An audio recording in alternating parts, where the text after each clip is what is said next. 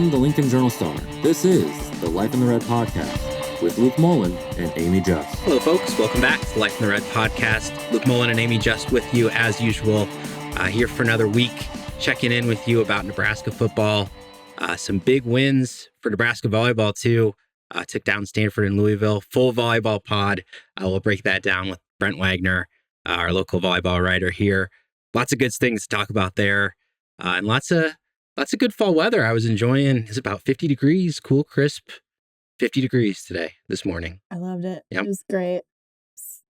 I mean, I almost put on a beanie. I'm like, no, we're not there yet. I mean, I could have, but I didn't. Let's break the collection out. Starts now. I know exactly where they're at. I'm ready.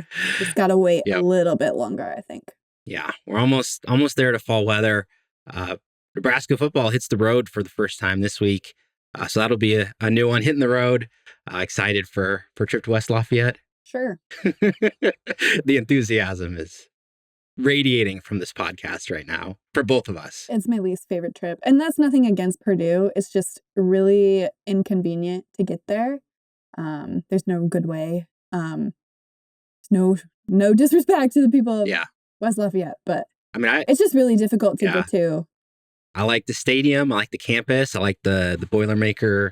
I can't remember what they call the little train. It's Boilermaker Express. Yeah. They roll out. The drum is great. But once you get there, it's fun. But getting there, it's a tough trip. Is rough. One of the less attractive, travel destinations. But I mean, people can say the same about Nebraska too, right? It's hard to fly into Lincoln. You have to fly into Omaha. It's a long drive if you're doing the drive. Look, I get it. But still expect a lot of Nebraska fans. They always travel well. Mm-hmm. So I'm sure they'll be out there. We'll get into that full breakdown here in a moment. Quickly, your update this week around Husker sports. The soccer team, even with Sadie Waite back from international duty, did a good job there. But tough stretch of form for this Nebraska soccer team. 4-1 loss to a top 5 Michigan State team, followed by a 3-2 loss to Michigan. That's 4 straight defeats for them. But back at home at Hibner Stadium this week, we'll see if the soccer team can bounce back from that one as well. And as I said, look forward to that full volleyball podcast coming here online soon. But lots to talk about for this Nebraska football team. It was kind of I don't want to say like emotional, but it was kind of like a heavy week for the team after this loss to Illinois. Yeah, the media availability with everybody this week just felt more intense. I thought MJ Sherman was going to stare Brian Christopherson into oblivion yesterday. He's not happy. He's like, penalty? What penalty? Very emotional, very charged media availability this week for people. Absolutely. Matt Rule included. Yeah. Mm-hmm. I mean, it was easy to see why. I mean, right, the game went down to the final play of the game. Let's just start by talking about the Nebraska defense that was outstanding for the first 3 weeks. 20 points allowed over that 3-0 start. I thought did start the game pretty well against Illinois, but ended up surrendering 31 points overall. I think the good was forced 2 fumbles. That was something they always look to do, but the tackling was not good. The run defense was really lacking there in that second half. And you look at the way that it broke down, I mean, Luke Altmaier threw 4 passing touchdowns, and then really that second half and then in overtime, it just started to spiral a little bit for him. Yeah, and it was never anything crazy, right? It was a missed assignment here and there. It was slightly off on angles for tackling purposes. It was really costly personal fouls, 4 of them on the defense that all led to scoring drives for Illinois. So again, it was just like really small things that if one didn't happen, then maybe we're talking about something different. And then offensively with Dylan Raiola, his second career interception was once again like a 50-50, like almost simultaneous possession ball that ended up, being ripped away by the defender. Like, yeah, those technically go on Dylan, but do they? the argument can be made either way. So again, just really small things that need to be corrected. As MJ Sherman, I'm going to quote him all day apparently, said this week, no wholesale changes need to be made. It's just tightening up some things. Yeah, lots of bits and pieces all over the place. And, really on defense, the pass rush, had been so good and really got neutralized a lot. Part of that was the Illinois offensive line. Part of that was Altmaier. I thought he had really good pocket presence, knew when the pressure was coming, was able to get the ball out quick when they needed it. And it was really a game where, like, the Nebraska defensive starters, I was looking at the snap counts, and the starters were out there pretty much the whole time.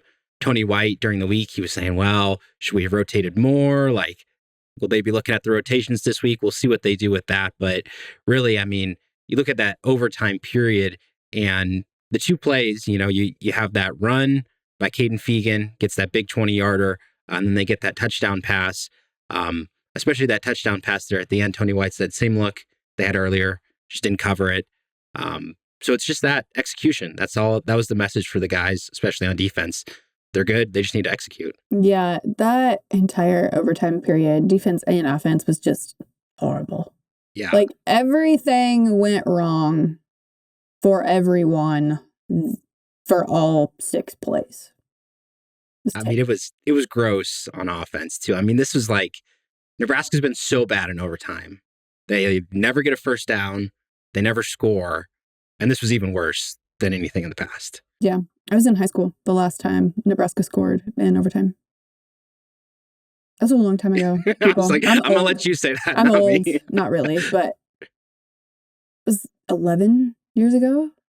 Like, that's a long time. And that's not just pointing to one coach or one player. Like, that's like a systemic problem. I think it's like 7 or 8 overtime games too. It's a very large sample size to not even like get a first down or even be able to move the ball.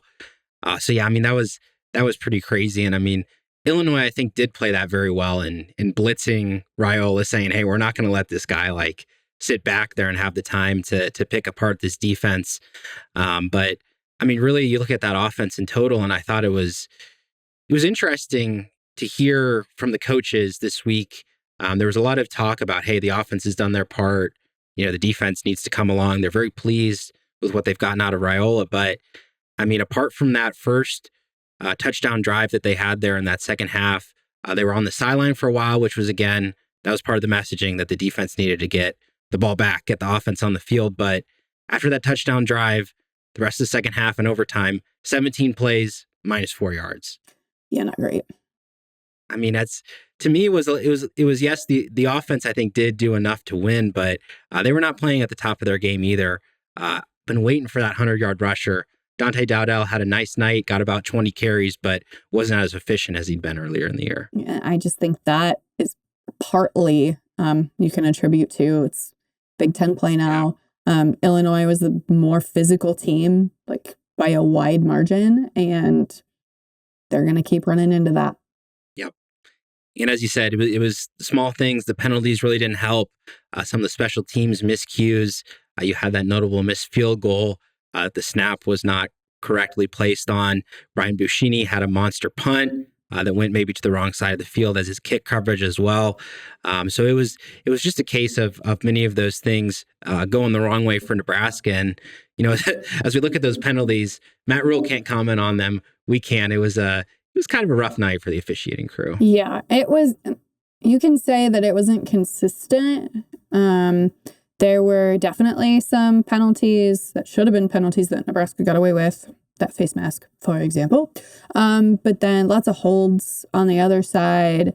I didn't quite understand that on MJ Sherman. Yeah, I guess it was technically after the play, but maybe he didn't hear the whistle and he's just going until he hears the whistle, right? Like, okay. Like, he's doing what he's been taught to do. So, yeah, I don't know. He did not want to talk about that, which is his right not to talk about that. So, yeah, not super great.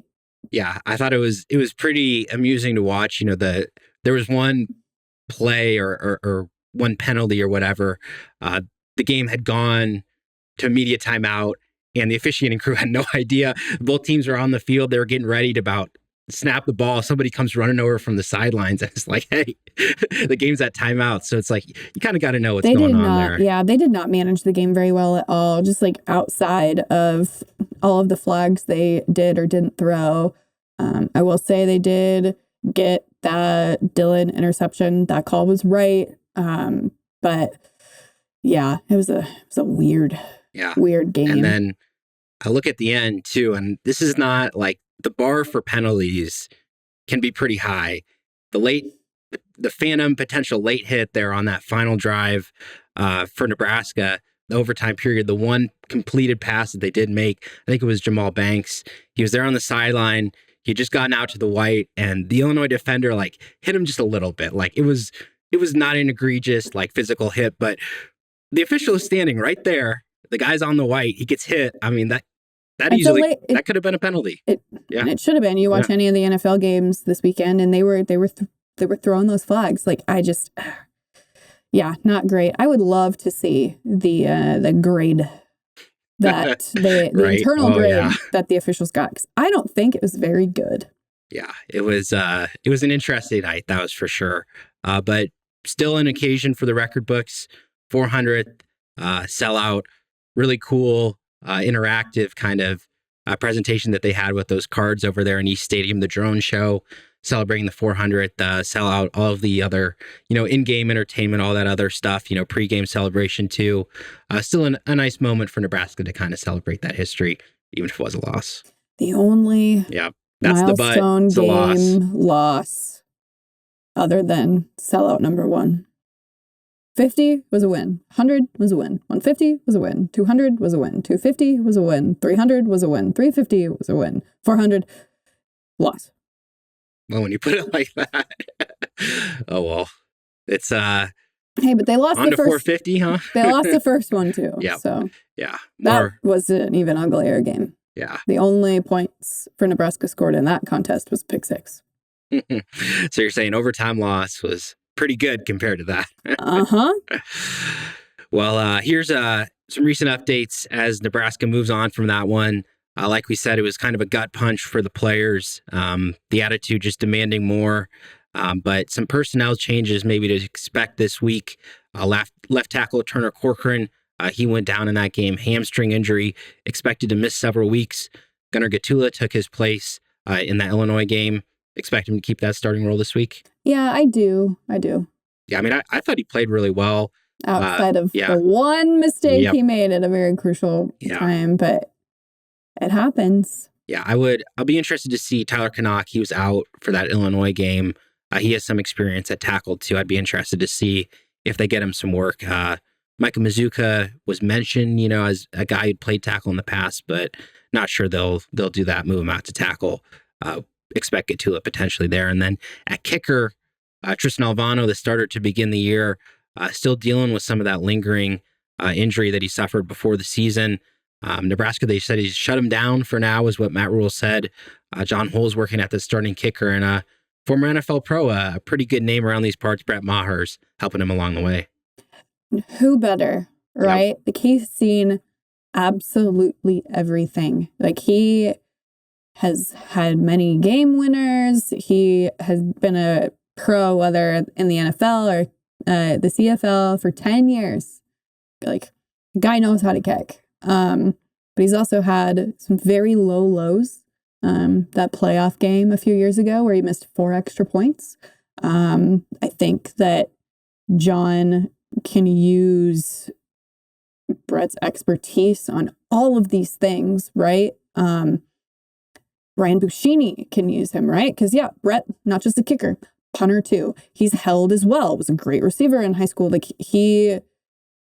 what you can learn from him, there is no better person. And then as far as Tristan is concerned, Brett dealt with a pretty gnarly groin injury in 2021 when he was with the Saints too. So he knows, he's been there. He's been through all of it. You got to use him because, man, what a resource for those guys. Yeah, Nebraska fans hoping for some improvements from that kicking game.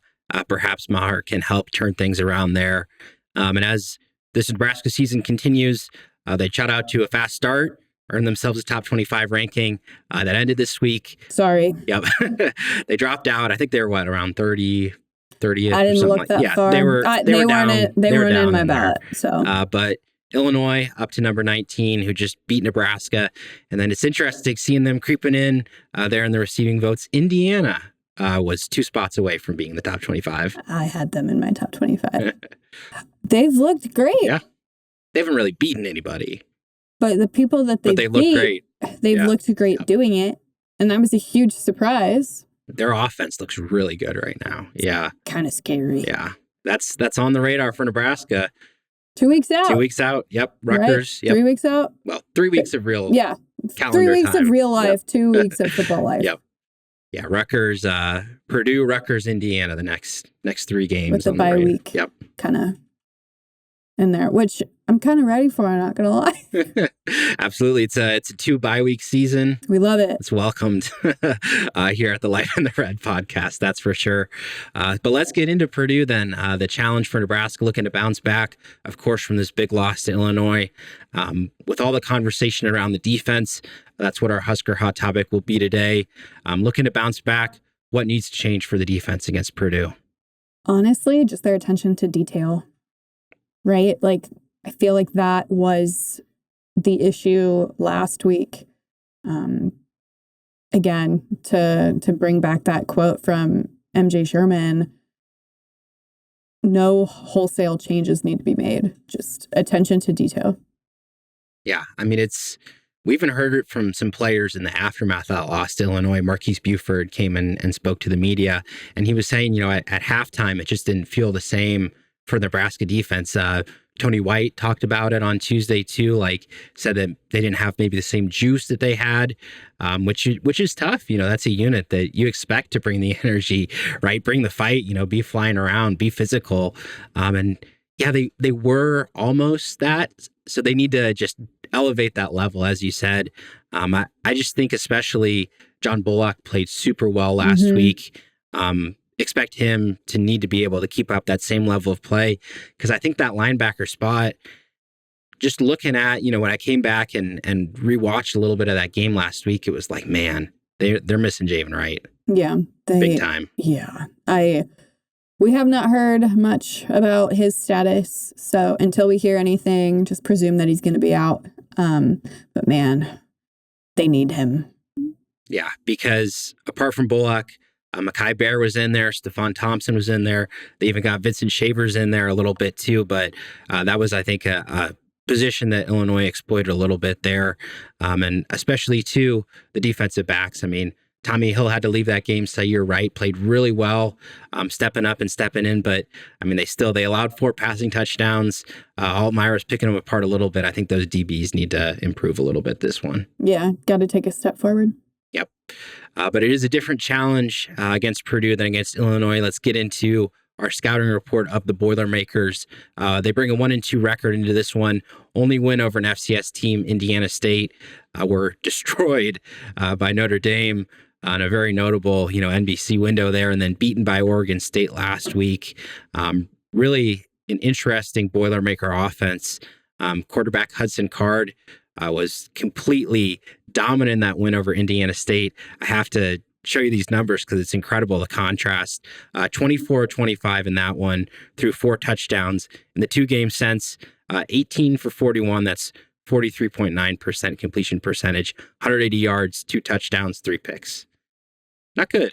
That's not going to win you games. Yeah, but the good news for Purdue, how they did stay competitive against Oregon State. They turned to the ground game in that one. Devin Mockabee, again, same thing as Card, 2.1 yards per carry against Notre Dame, really struggled. Offense didn't generate everything. He's over 9.5 yards per carry. Other than that, I mean, that is scary for this Nebraska defense. Him and Reggie Love, 2 really good running backs there. Nebraska saw Love last season against Illinois. But the reason, by the way, for all of this run-heavy game plan against Oregon State, they're suffering some pretty major injuries at the skill positions. And this showed in that game against Oregon State. Another stat for you.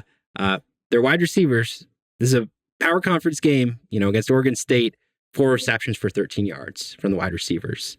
That's a Nebraska 2023 stat line right there. Yeah, I don't know what to tell you on that one. Not great. What is that going to look like this week? I have to feel like Nebraska is going to start with trying to control the line of scrimmage when Purdue's on offense, limit the run game as much as possible, and force them to throw. Yeah, I mean, Maccabee is, I think, kind of that focal point of the offense, one of those talented top players.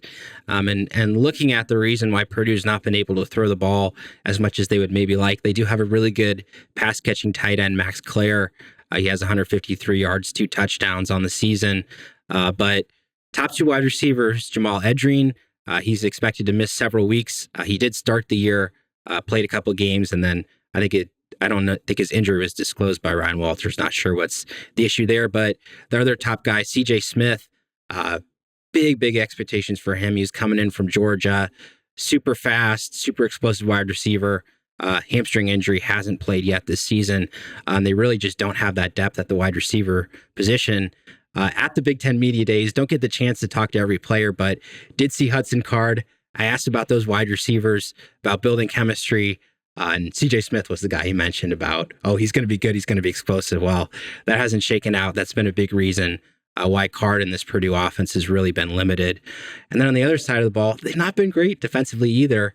That was something that you expect Ryan Walters, defensive-minded head coach, to hang his hat on, but they're allowing 269 rushing yards per game. That's 3rd most in the nation.